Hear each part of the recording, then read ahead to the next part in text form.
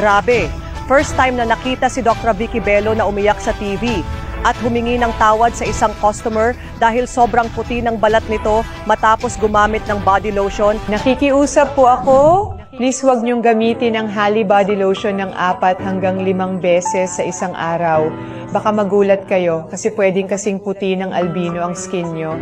Maraming tao ang parang na-addict na sa lotion na to. Mabilis talaga ang effect ng Hali kasi meron itong niacinamide at collagen na 50 beses stronger kesa sa ordinaryong lotion. May nanotechnology din kaya nakaka-penetrate ng 3 mm deep sa skin. Ang niacinamide, tumutulong tanggalin ang melanin hanggang sa root, habang si collagen naman ang nagpapakinis at nagpapabounce ng skin, pati nagpa-fade ng wrinkles.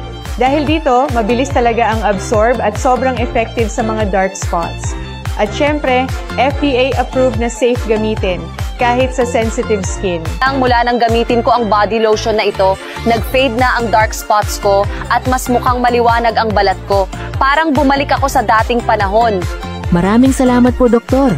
Vicky Bello. Sobrang sensitive at madaling ma-irritate ang balat ko. Pero pagkatapos kong gamitin ang produktong ito, naging mas healthy at glowing ang skin ko. Ngayon, confident na akong lumabas kahit walang makeup.